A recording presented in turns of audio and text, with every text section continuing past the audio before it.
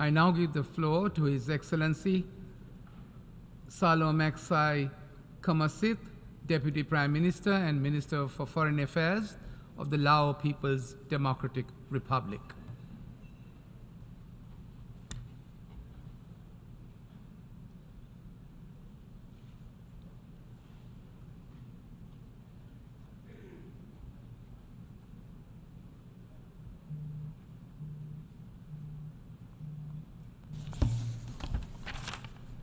I have great pleasure in welcoming Mr. President. At the outset, I would like to extend my profound congratulations to His Excellency Dennis Francis on his election as President of the 78th session of the United Nations General Assembly, and I wish him a very successful presidency. Today, the international community is facing a multiple crisis at a level we had never experienced before.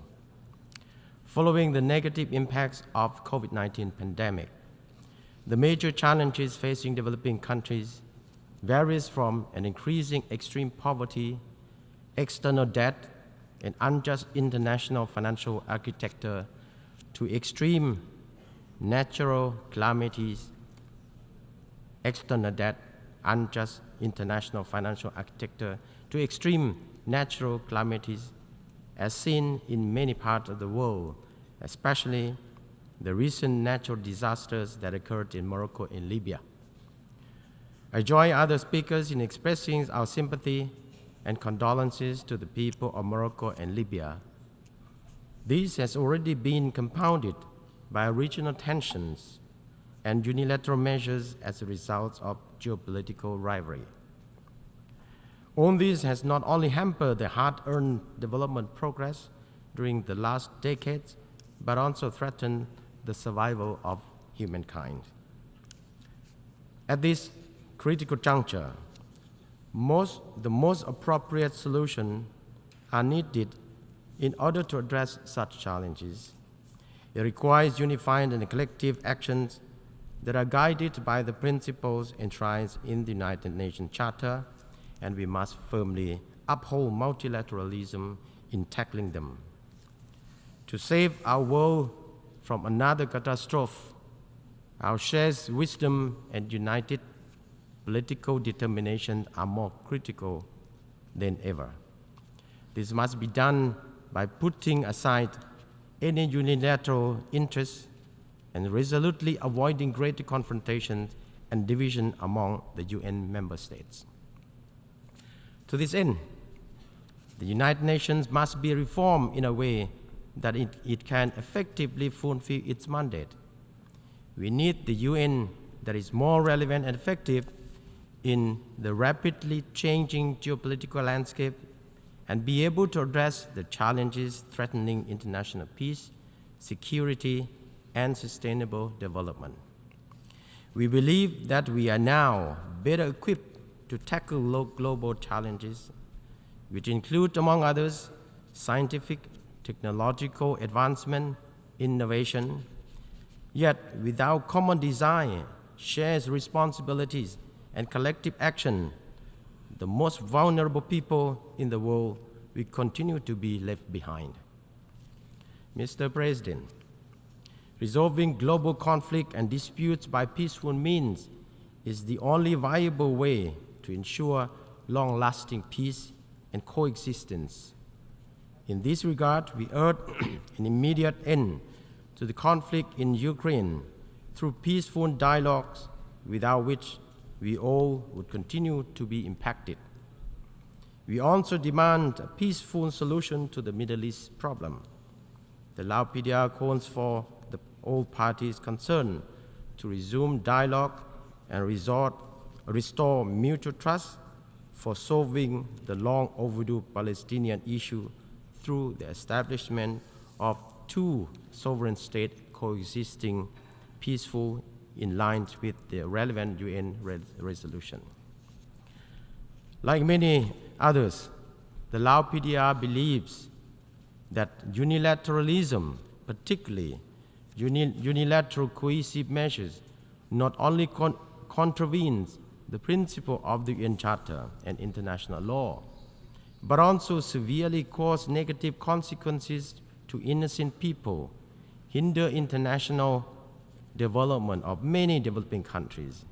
In this regard, my delegation continues to join global call for lifting the economic embargo against Cuba and removing it from the list of state sponsors of terrorism, as well as ending all unilateral cohesive measures.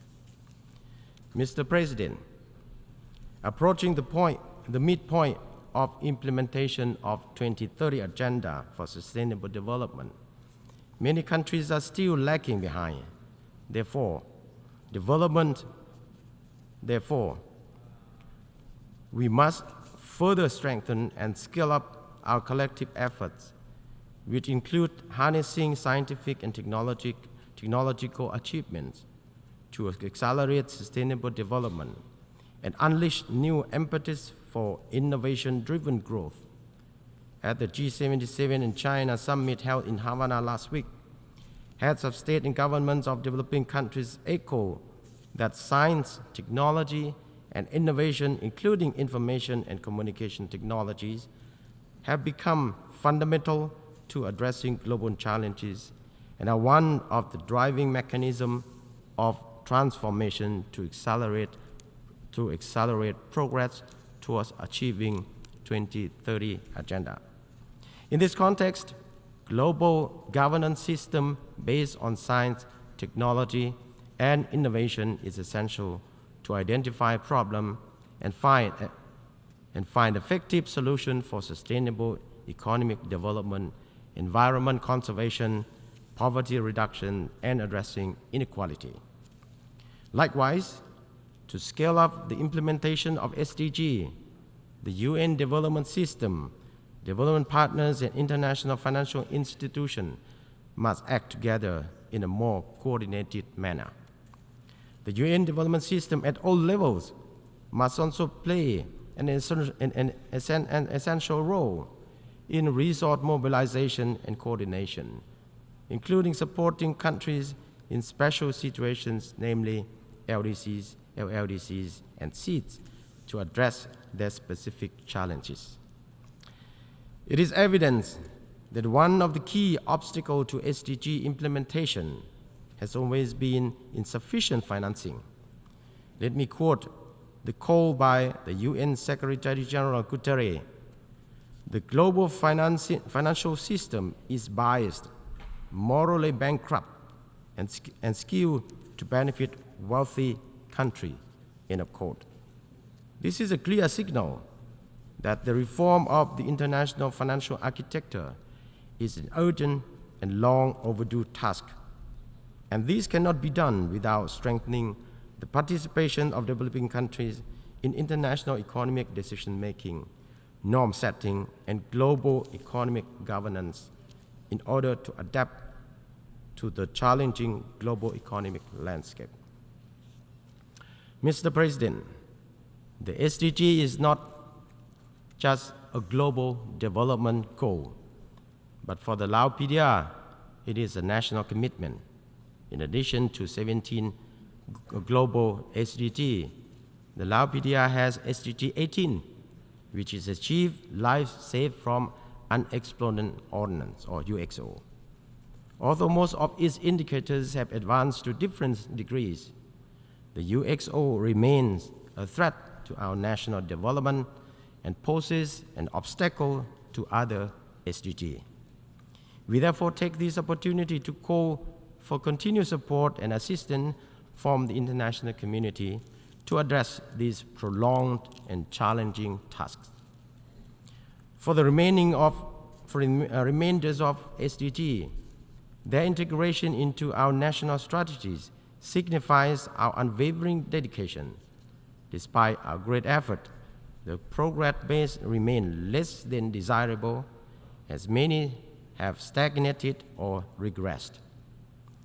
The Lao government is now carrying out the third voluntary national review process, conducting track analysis for selected SDGs to identify what need more attention and support.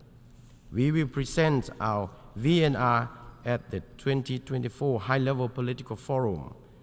In addition, the Lao government has taken various measures, including development of financing strategy as part of the integrated national financing framework, with a view to building a more resilient national financing architecture, as well as opening a window of opportunity to meet the financing needs. As for the LDC graduation effort, we are embarking on the adoption of the National Smooth Transition Strategy, which will help the government, development partners, and relevant stakeholders to stay focused more on development priorities, addressing the most pressing needs and challenges that may disrupt the country's graduation process. Mr. President, the Lao PDR has considerable natural capital, rich biodiversity, and abundant water resources, with opportunity to renewable energy development and investment in carbon capture and storage, which can provide the country with significant development potentials. In this context, we see the important role of science, technology, and innovation in advancing the country's national development agenda to promote green and inclusive growth, as well as digital economy over resource-driven economies with a view to enhancing sustainable use of natural resources. In this connection, the Lao PDR has adopted its National Digital Economy Development Vision and Strategy. Although the Lao PDR is among the countries who contribute the least to global emission, like others, we are the victim of climate change. Nevertheless, we are strongly committed ourselves to the international climate obligations. The Lao government has already adopted national strategy for climate change, but to ensure its full and effective implementation, it requires sufficient financial resources as well as technical assistance, that means, and access to climate finance and other funding resources, which would greatly support developing countries. In this regard, my country urges to realize the international commitment, particularly $100 billion in climate finance for countries in need the most. To this end, our delegation trusts that the outcome of the Climate Ambition Summit 2023 will lay a foundation for concrete actions in the lead up to COP28. Mr. President, this year marks the 56th anniversary of the establishment of Association of Southeast Asian Nations, or ASEAN. As an intergovernmental organization for regional cooperation, ASEAN has not only upheld the regionalism and multilateralism, but also played a central role in maintaining and promoting peace, security, and development in the region. We in ASEAN are committed to further strengthen the ASEAN community, as well as enhancing ASEAN unity and centrality in our engagement with external partners, including through ASEAN-led mechanism, in order to promote an enabling environment for peace, stability, and prosperity in the region and beyond.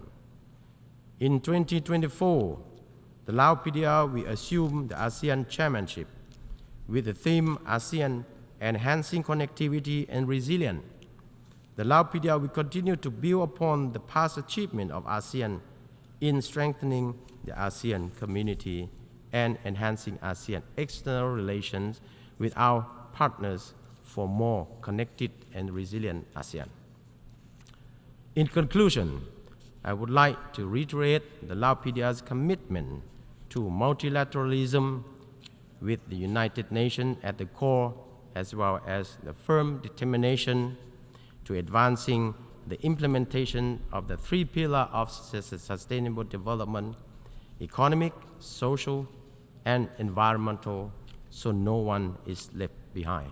I thank you, Mr. President. I thank the Deputy Prime Minister and Minister for Foreign Affairs of the Laos People's Democratic Republic.